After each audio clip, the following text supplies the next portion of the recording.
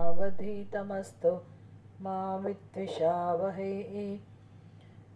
ॐ शान्तिः शान्तिः शान्तिः।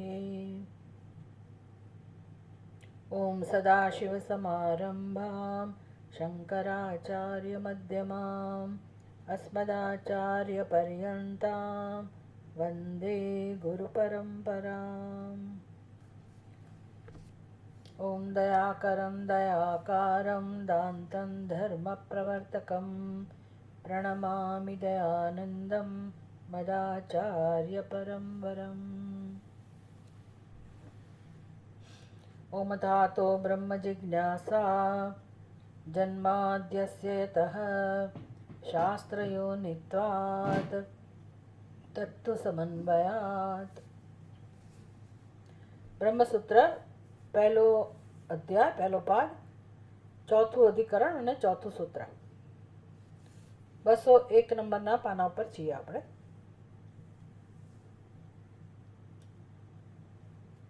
બસો નંબરના પાના ઉપર આગળનો જે પૂર્વ પક્ષ હતો એનું સમાધાન કરવામાં આવ્યું.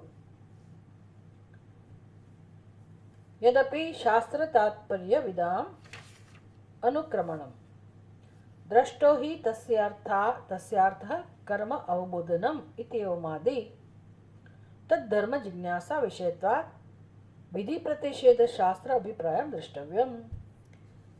એવું છે કે શંકરાચાર્યજી પૂર્વ પક્ષની જે દલીલો છે એને ખોટી તો સિદ્ધ ના કરી શકે. સીધી તમે કહો છો એ વાત તદ્દન ખોટી છે એવું તો ના કહી શકાય.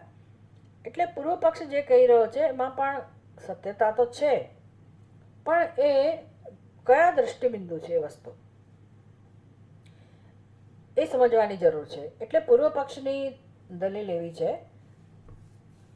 કોઈ દલીલ એવી કરી શકે પૂર્વ પક્ષ કે ભાઈ શાસ્ત્ર તાત્પર્ય વિદામ અનુક્રમણમ, ભાઈ શાસ્ત્રવિદ લોકો, શાસ્ત્ર તાત્પર્યવિદ, શાસ્ત્રનું તાત્પર્ય જાણનારા વિદ્વાનો, એનો અભિપ્રાય આવો હોય.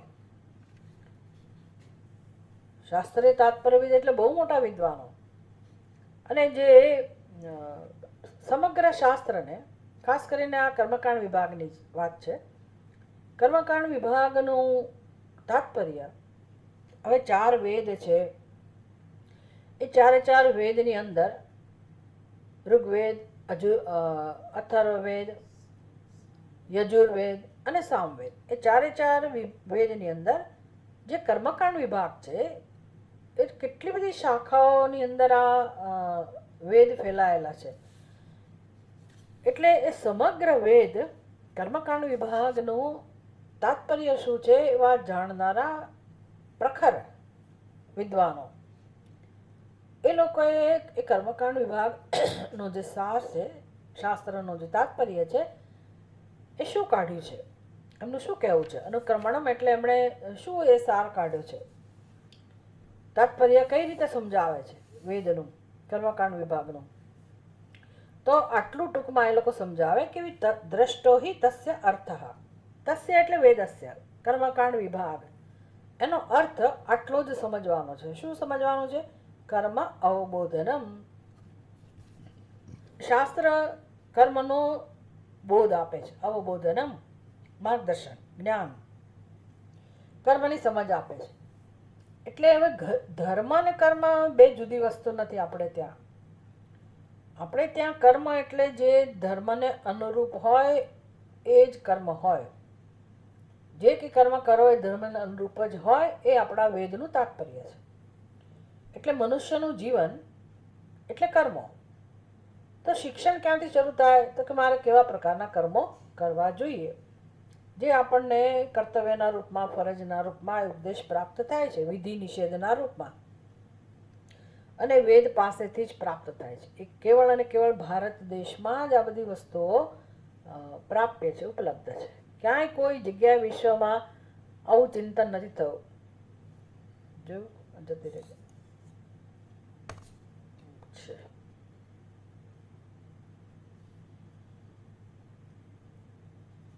પ્રોબ્લેમ છે નેટનો.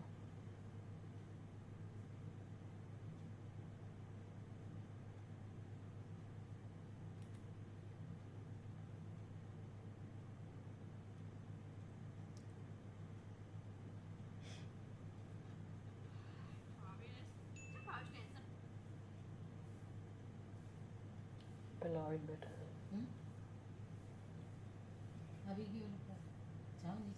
તો સમગ્ર વેદનું જે તાત્પર્ય છે એ વિદ્વાનોની દ્રષ્ટિએ આટલું છે. સમગ્ર વેદ એટલે સમજવાનું કર્મકાંડ વિભાગ, પણ એ લોકોની દ્રષ્ટિએ તો સમગ્ર વેદનું તાત્પર્ય જ એ તો કહે છે.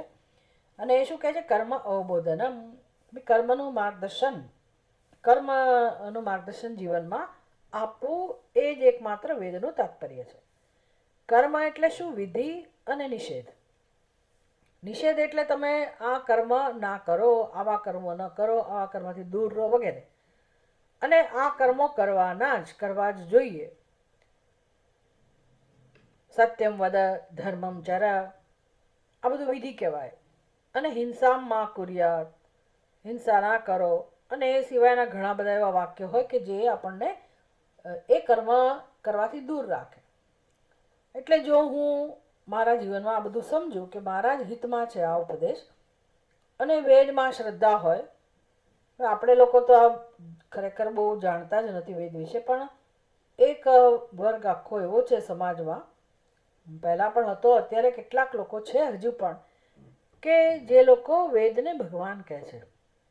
વેદ ભગવાન એટલે વેદના વાક્યો એટલે ભગવાનના વાક્યો. એ સિવાય એમના જીવનમાં કશું જ ના હોય. એટલે એટલા બધા શ્રદ્ધાવાળા એ લોકો સમર્પિત છે. વેદમાં એટલી બધી શ્રદ્ધા ધરાવનાર છે કે વેદ એમના માટે સાક્ષાત પરમાત્મા છે. તો પરમાત્માનો ઉપદેશ એટલે વેદનો ઉપદેશ, એટલે કર્મકાંડ વિભાગ ખાસ કરીને. તો આવો જે વેદનું તાત્પર્ય સમજાવનારા છે કે જીવનમાં કર્મો કેવી રીતે કરવા, એ જ એકમાત્ર વેદ શીખવાડે છે. અને તો પછી તમારું શું કહેવું છે શંકરાચાર્યજીનું એ વિષયમાં? શંકરાચાર્યજી કહે છે કે ભાઈ વાત સાચી છે કે કર્મનો જ બોધ આપે છે. હવે આ દલીલ આપણે શું કામ હાથમાં લઈએ છીએ?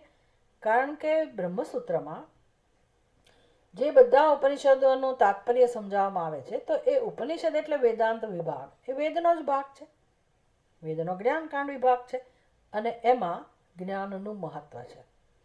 એટલે પેલા મીમાંસકોને જ્ઞાનનો વિરોધ નથી, પણ એમનું કહેવું એ છે કે એ જ્ઞાન માત્રથી ખાલી વાક્યને તમે સમજો, ઉપદેશ પ્રાપ્ત કરો અને આત્માને જાણો, એટલા માત્રથી મોક્ષ ના મળે, એવો એનો આગ્રહ છે. આ હંમેશા આપણે યાદ રાખવાનું કે પૂર્વ પક્ષનું સ્વરૂપ આ છે. એટલે કોઈક ને કોઈક રીતે એ આ જ્ઞાનની સાથે વિધિને જોડશે, કર્મને જોડશે. પછી એ કાયાના સ્તરથી થતું કર્મ હોય, અથવા તો એ કર્મનો અર્થ ના થતો હોય તો માનસિક સ્તરે થતું કર્મ હોય, એટલે ઉપાસના વગેરે. એટલે એ તો જોઈએ જ, તો જ તમને મોક્ષ મળે. હવે જે સાધક છે, મુક્ષુ છે, એના જીવનમાં કર્મ પણ હોય, ઉપાસના પણ હોવા જ જોઈએ. કારણ કે આખી જિંદગી એ ધર્મનું આચરણ કરતો આવ્યો છે, ઉપાસના કરતો આવ્યો છે, એને પણ ભગવાનની ભક્તિ ગમે છે. અને એને અનુરૂપ જે કર્મ એને ગમતા હોય, એની રુચિને અનુરૂપ એ કર્મ એ કરતો આવ્યો છે, એની નિષ્ઠા છે. એ પછી એ માનસિક સ્તરનું કર્મ હોય, વાણીના સ્તરનું કર્મ હોય કે શરીરના સ્તરનું કર્મ હોય,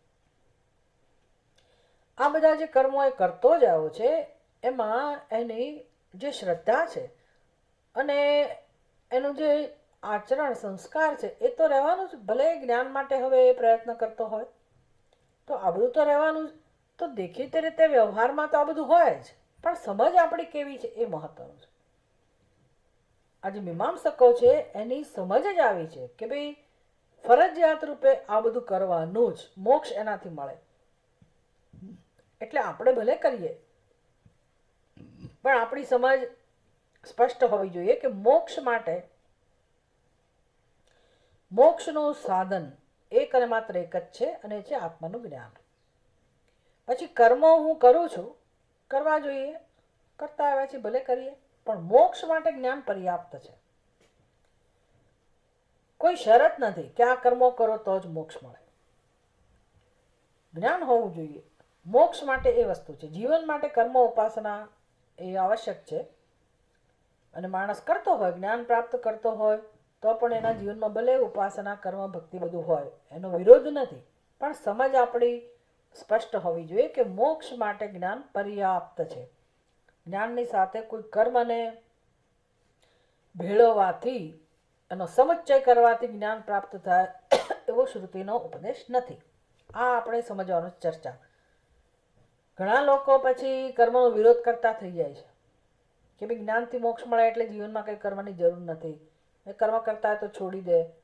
એના ભગવાનને બધા ક્યાંક પધરાય આવે જઈને નદીમાં પધરાવી દે કે કોઈક મંદિરમાં મૂક્યા આવે, આવું બધું કરતા હોય છે. કોઈક ને કોઈક તો એવું હોય છે કે જે ડિસ્ટર્બ કરે છે.